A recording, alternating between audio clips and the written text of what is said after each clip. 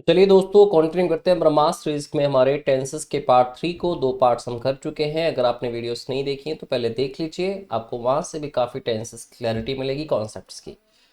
आज की क्लास का सबसे पहला क्वेश्चन देखिए। They have shifted to a new house 3 months ago and they plan to stay there for the next few years.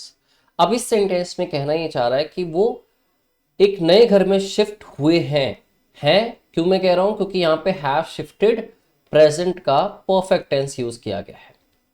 Right, present का perfect जिसका rule होता है हैज और हैव प्लस वर्ब की थर्ड फॉर्म। लेकिन आगे चल के देखें तो लिखा है to a new house 3 months ago. अब यहां पे एक चीज आपको इंडिकेशन देती है, दूसरा लिखा है they plan to stay there.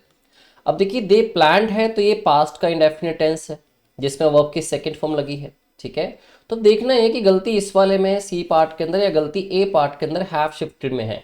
दोस्तों आपको एक बहुत ही मेजर कॉन्सेप्ट हमेशा याद रखना है, जब भी आपको पॉइंट ऑफ टाइम, पास्ट का पॉइंट ऑफ टाइम गिवन हो कि एक्शन कब हुआ था पास्ट में, जैसे कि यहां लिखा है साफ साफ 3 months अगो, तो आप ऐसे केस में कभी भी प्रेजेंट का परफेक्ट टेंस यूज नहीं कर सकते हैं। ठीक है, जब भी टाइम गिवन हो, जैसे 3 months अगो लिखा है या फिर लिखा आ जाए मान लीजिए 5 years बैक, या फिर लिखा आ जाए लास्ट मंथ या लास्ट ईयर या फिर वर्ड येस्टरडे, जैसा इस तरह का एक पॉइंट ऑफ टाइम आपको मिल जाए कि एक्शन पास्ट में हुआ कब था, तो आपको एडवाइजेबल होता है कि सिर्फ और सिर्फ उस केस में आप पास्ट के इंडेफिनिट टेंस को ही यूज कर सकते हैं, which means only second form of verb, no helping verb will be used. तो इसमें से आपको हैव को रिमूव करना होगा और यही थर्ड फॉर्म ऑफ वर्ब की सेकेंड फॉर्म के अंदर शिफ्ट हो गई। They shifted to a new house 3 months ago. तो प्रेजेंट परफेक्ट की जगह यहाँ पे पास्ट इंडेफिनिट टेंस यूज होना चाहिए था। तो ऑप्शन ए इसका इनकरेक्ट था आपका। I hope you understood the concept. अगला क्वेश्चन है none of us have seen him since he left college after convocation day. दो चीजों को समझिए। ठीक है, मिस्टेक तो बहुत सिंपल है इसमें। Since he left college after convocation day, इसका मतलब क्या होता है? इस बात का कहने का मतलब यह है, एक तो चीज का ध्यान रखिए आप, जब आप टाइम के रेफरेंस देना चाह रहे हैं साथ में सिंस को लगा के, देखो दो तीन चीजें, या तो आप कह लो सिंस 2015, ठीक है, या फिर आप सेंटेंस के तरीके कहना चाहते हैं सिंस ही लेफ्ट, जब से वो गया। तो जब भी सेंटेंस इस मैनर में लिखा है जैसे सिंस ही लेफ्ट, तो जब से वो गया है, हमारी उससे बात नहीं हुई कोई भी, या हमने उसको देखा नहीं है, या हमसे मिले नहीं है। ठीक है, तो आपका जो दूसरा सेंटेंस आगे वाला होना चाहिए प्रीसीडिंग, वो किस टेंस में होना चाहिए? वो होना चाहिए प्रेजेंट के परफेक्ट टेंस के अंदर। अब लगाया भी हुआ था present perfect, have plus verb की थर्ड फॉर्म हैव सीन लिखा था क्लियरली, लेकिन यहां मिस्टेक वर्ब की फॉर्म में थी, सिंगुलर और प्लूरल के कॉन्सेप्ट के हिसाब से। देखो लिखा हुआ है नन ऑफ अस, तो इसमें अस आपके सेंटेंस का सब्जेक्ट नहीं है, ऑफ से पहले जो लिखा है नन, ये आपके सेंटेंस का सब्जेक्ट है, जो कि कैसा है?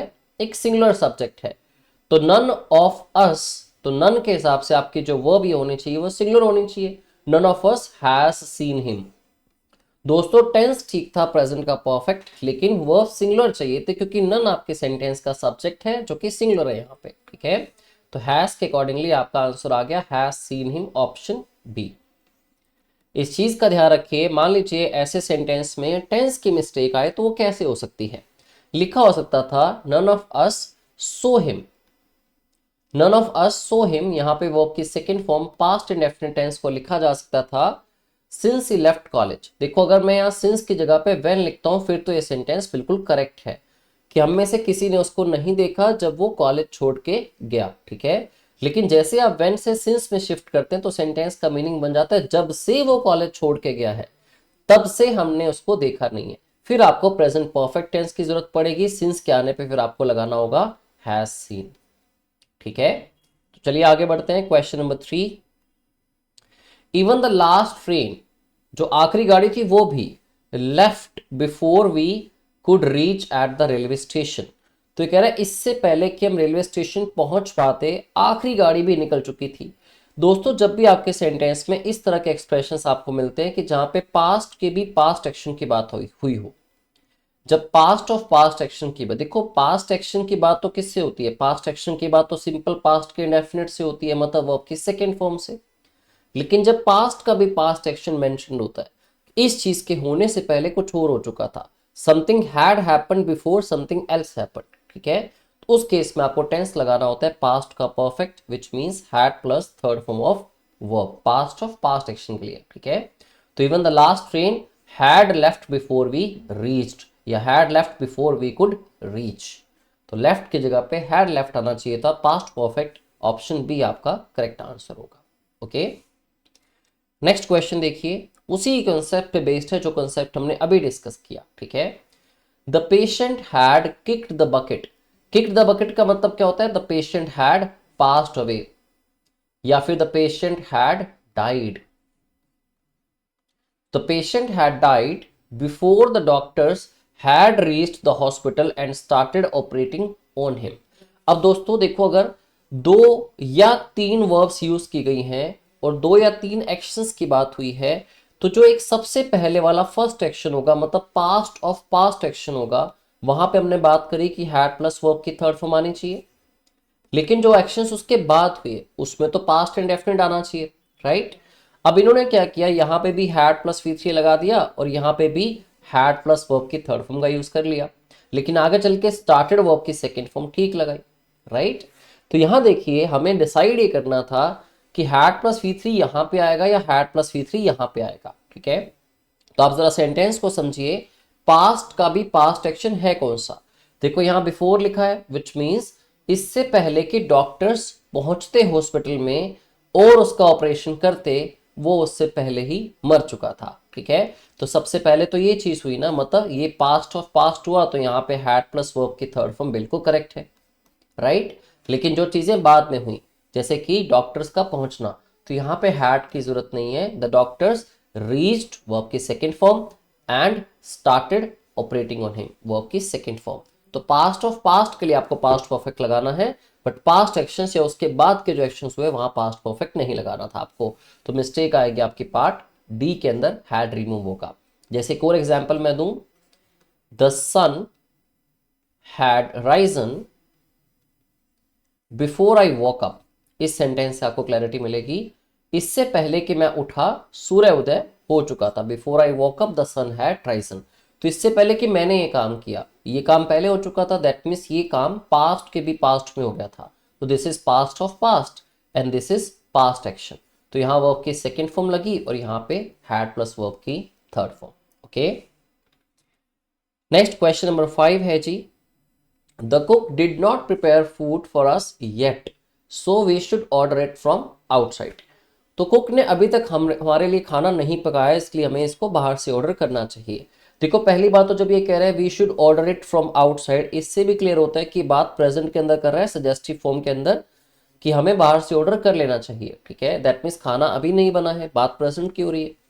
दूसरा ध्यान रखिए, जब इस तरह से आप येट को सेंटेंस में यूज करते हैं जिसका मतलब नाउ है, कि अभी खाना नहीं बना है, ध्यान रखना इस केस में सिर्फ और सिर्फ आप प्रेजेंट का परफेक्ट टेंस ही यूज कर सकते हो येट के सेंटेंस के अंदर होने पे, ठीक है। जबकि यहां क्या लिखा था, कुक डिड नॉट प्रिपेयर, ठीक है, होना क्या चाहिए था, the cook has not prepared the food yet, ठीक है। या आप येट को यहां लगा लो या फिर आप कह सकते हो the cook has not yet prepared the food. जबकि येट के जैसा ही एक वर्ड होता है जस्ट, जस्ट के केस में देखें तो आप दोनों में से कोई भी टेंस यूज कर सकते हैं, चाहे वो प्रेजेंट का परफेक्ट टेंस हो तो चाहे वो पास्ट का इंडेफिनिट हो।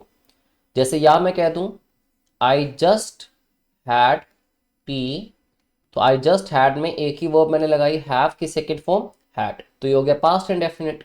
या फिर I have just had T, मैं बस अभी चाय पी है मैंने, तो हैव प्लस वर्ब की थर्ड फॉर्म ये हो गया प्रेजेंट का परफेक्ट। जस्ट दोनों केसेस में ठीक है, बट येट के होने पे आपको प्रेजेंट परफेक्ट टेंस यूज करना है।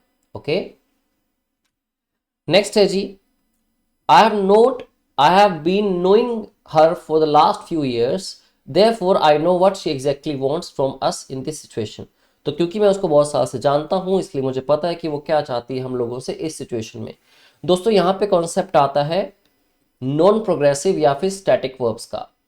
इंग्लिश में काफी सारी वर्ब्स ऐसी हैं जो कि प्रोग्रेसिव फॉर्म को या कॉन्टिन्यूअस फॉर्म को एक्सेप्ट नहीं करती, जैसे कि लव, लाइक, हेट, सीम, कंसिडर, या फिर पोजेशन के लिए आप लगा रहे हैं ओन, हैव, या फिर पोजेस,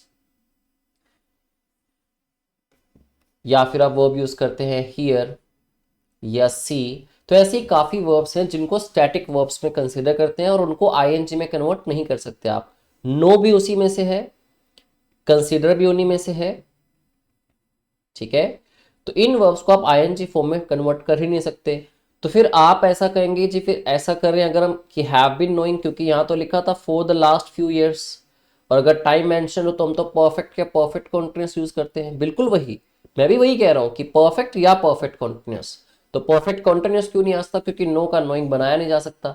और सिंपल मैं लगा नहीं सकता कि I know her, I know हर मैं लगा नहीं सकता क्योंकि साथ में मेंशन्ड है कि ये काम कब से हो रहा है। तो फोर या सिंस के लगे होने से तो हम इंडेफिनिट टेंसेस को या सिंपल टेंसेस को यूज नहीं करते। तो फिर आप नो का नोइंग नहीं बना सकते ना, लेकिन परफेक्ट तो यूज कर सकते हो।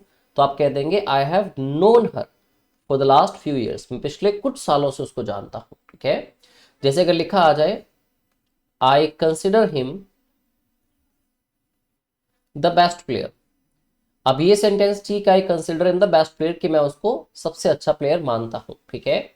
अब यहां पे आई एम कंसिडरिंग नहीं आ सकता, लेकिन सपोज करो इस सेंटेंस में लिखा आ जाए सिंस माई चाइल्डहुड, मैं तो अपने बचपन से उसको हमेशा से बेस्ट प्लेयर मानता हूं। तो जैसे सिंस आ गया तो सिंपल या इंडेफिनिट टेंसेस तो आ नहीं सकते, तो आप कंसिडर का क्या कर देंगे? आई हैव कंसिडर्ड हर, ठीक है।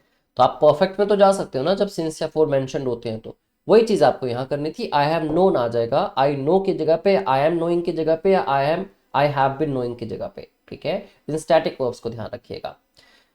नेक्स्ट है क्वेश्चन नंबर 7।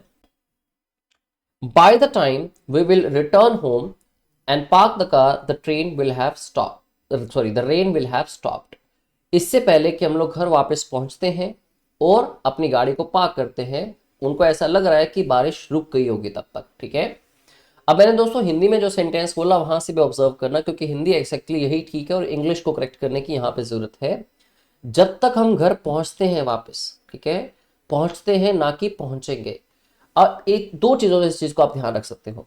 देखो यहां पे लगा है the rain will have stopped, ये कौन सा टेंस है जी? फ्यूचर का परफेक्ट टेंस है, राइट।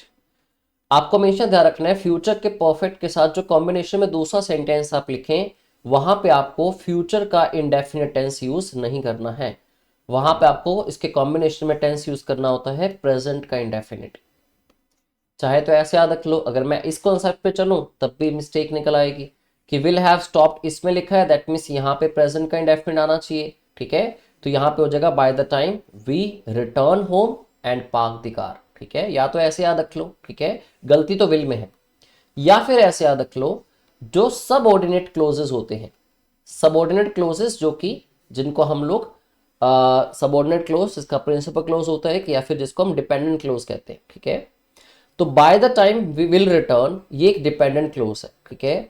हमेशा याद रखिए डिपेंडेंट या सबऑर्डिनेट क्लोज के अंदर विल और would can never be used, can never be accepted, ठीक है। तो सबऑर्डिनेट क्लोज वाले इस कॉन्सेप्ट पे चलें तब भी हमें पता लगता है क्योंकि ये सबऑर्डिनेट क्लोज है तो इसमें विल नहीं आना चाहिए था, तब भी आपका आंसर आ जाएगा वी रिटर्न होम, ठीक है। तो जिस मर्जी तरह से याद रख लें आपका क्वेश्चन ठीक हो जाएगा, यहाँ पे विल नहीं आना चाहिए, okay. Now the next one is Joseph has eaten the entire food. अब यहां तक तो सेंटेंस में कोई गलती नहीं कि जोसेफ ने सारा खाना खा लिया है, लेकिन ये कहता है बिफोर। कब? Before we reached home last night, इससे पहले कि हम कल रात को घर पहुंचे। तो इससे पहले ये लोग कल रात को घर पहुंचे, उससे भी पहले उसने खाना खा लिया था। तो अगर ये सारी बात पास्ट की कर रहा है, ठीक है, पास्ट का एक फैक्ट है, एक इवेंट जो इनके साथ हुआ, एक आप बीती सुना रहे हैं अपनी, ठीक है, तो इससे पहले वो खाना खा चुका था। तो ये हैज तो प्रेजेंट के अंदर हो गया, तो आपको कहना क्या चाहिए था? Had eaten. ये वही वाला कॉन्सेप्ट है, एक पास्ट एक्शन है, पास्ट एक्शन क्या है? इन लोगों का घर पहुंचना। और एक पास्ट का भी पास्ट एक्शन गिवन है, पास्ट ऑफ पास्ट, जिसमें क्या लिखा हुआ है कि वो खाना खा चुका था सारा। तो इस केस में had plus V3 past perfect लगाना चाहिए, ऑप्शन ए आपका करेक्ट आंसर होगा, ओके। क्वेश्चन नंबर 9 देखेंगे। All the tickets will have been sold out, सारी टिकट्स बेची जा चुकी होंगी, ठीक है। बीच में हैव के लगने के कारण रीजन दोस्तों है पैसिव वॉइस, क्योंकि टिकट्स थोड़ी किसी को बेचेंगे, टिकट्स को बेचा जाएगा तो action will be done on the tickets, क्योंकि ये पैसिव सब्जेक्ट है, ठीक है। देखिए आगे लिखा है before we will reach at the theatre. मैं पीछे भी आपको समझा चुका हूं, जब फ्यूचर के परफेक्ट की बात हो तो साथ में प्रेजेंट इंडेफिनिट आता है, या फिर सबऑर्डिनेट क्लोज में विल या वुड एक्सेप्टेबल नहीं होते। तो before we will reach at the theatre एक सबऑर्डिनेट क्लोज है, या ऐसा मान लो कि फ्यूचर परफेक्ट के साथ कॉम्बिनेशन वाला सेंटेंस जो है उसमें टेंस आना चाहिए जी प्रेजेंट का इंडेफिनिट, ना कि फ्यूचर इंडेफिनिट। तो यहाँ पे हो जाएगा before we reach at the theatre, इससे पहले कि हम लोग थिएटर पहुंचते हैं, ठीक है। क्वेश्चन नंबर 10, आज का last question. The price of almost each commodity increased a lot in the last 2 years। ये बड़ा इंपॉर्टेंट कॉन्सेप्ट है। देखिए एक लिखते हैं हम लोग इन द लास्ट 2 years, या in the last few years, या in the last 3 years, in the last few days, ठीक है। अगर मान लीजिए मैं ऐसा लिखता, सिर्फ लिखता मैं लास्ट ईयर, या लिखता 2 years अगो, 2 साल पहले, तो लास्ट ईयर एक पास्ट का टाइम हो गया, 2 years अगो एक पास्ट का टाइम होगा कि 2 साल पहले ऐसा हुआ था या पिछले साल ऐसा हुआ था, फिर तो पास्ट का इंडेफिनिट इंक्रीज ठीक है। लेकिन जब हम कहना चाहते हैं पिछले 2 साल में ऐसा काफी कुछ हो गया, पिछले कुछ सालों में ऐसा हो गया, क्योंकि फर्क भी समझिए आप। लास्ट ईयर कहने का मतलब है जैसे मान लीजिए आज, जैसे कि आज 14 फरवरी है, वैलेंटाइंस डे है, ठीक है। अगर मैं लास्ट ईयर कहता इट मींस आज 14 फरवरी 2025 है। अगर मैं लास्ट ईयर कहूंगा विच मींस वो बात 31 दिसंबर 2024 तक ही लागू होगी, ठीक है, अगर मैं लास्ट ईयर कहता हूं तो। लेकिन जब मैं कहता हूं इन the last 1 year, in the last 1 year, इसका मतलब बात हो रही है 14 Feb 2024 से लेके 14 Feb 2025 तक की, विच मीन्स उसका इफेक्ट प्रेजेंट तक आ रहा है, ठीक है। इस दिन से पिछला एक साल निकालना है आपने, उसका मतलब हो जाता है इन द लास्ट 1 year, मतलब प्रेजेंट तक स्ट्रेच होके आ रही है बात, ठीक है। उस केस में आपको प्रेजेंट के हिसाब से प्रेजेंट का परफेक्ट टेंस लगाना चाहिए, ठीक है। जैसे मान लो मैं कहूं you have learned a lot in the last 3 months, कि आपने पिछले 3 महीने में काफी कुछ नया सीख लिया है। या फिर कोई पर्सन बाहर किसी शहर से, बाहर किसी स्टेट से, बाहर किसी कंट्री से अपने एरिया में वापस आता है आफ्टर 2-3 years, वो कहते हैं यहाँ तो सब कुछ बदल गया पिछले 3 साल में, everything has changed here in the last few years, तो प्रेजेंट परफेक्ट को यूज करते हैं। ऐसे ही you have learned a lot in the last 3 months, वैसे ही ऑलमोस्ट हर एक कमोडिटी का प्राइस जो है it has increased a lot in the last 2 years, काफी बढ़ गया है प्राइस पिछले 2 सालों में। तो इंक्रीज की जगह पे हैज इंक्रीज्ड प्रेजेंट परफेक्ट आना चाहिए था, ऑप्शन होगा आपका सी इसका ठीक आंसर, ठीक है। आई होप आपको कुछ और इंट्रिकेसीज जो है टेंसेस की वो क्लियर हुई। वैसे तो हम लोग जब टॉपिक पढ़ते हैं ये सारा पूरे फुल फ्लेज कोर्स के अंदर, तो it takes around 5 lectures, 5 lectures का ये टॉपिक होता है जिसमें हम लोग सारे टेंसेस को डिटेल में डिस्कस करते हैं, और हर एक लेक्चर के बाद आपको 40 क्वेश्चंस प्रैक्टिस के लिए मिलते हैं, which means around 180 to 200 questions हम लोग इस टेंसेस टॉपिक के डिस्कस करते हैं, क्योंकि एंट्री केसेस बहुत हैं। लेकिन अभी हम लोग हमने मेन कुछ 40-50 क्वेश्चन देखे, 40 के आसपास इन 3 क्लासेस में टेंसेस के। बट आई होप अगर आपने टेंसेस पहले से पढ़ रखे हैं तो आपको इन क्वेश्चन से काफी बेनिफिट मिला होगा। और यही हमारा गोल है कि इस ब्रह्मास्त्र सीरीज के थ्रू हम लोग आपको जितना बेनिफिट दे सकें एसएससी एग्जाम्स के लिए जो आपके 2025 में आने वाले हैं, चाहे वो जीडी है, एमटीएस है, सीएचएसएल हो, चाहे सीजीएल हो, चाहे सीपीओ हो। इन वीडियोस को देखते रहिए और अपना जितना बेनिफिट हो सके आप ले सकते हैं। Thank you very much and have a good day.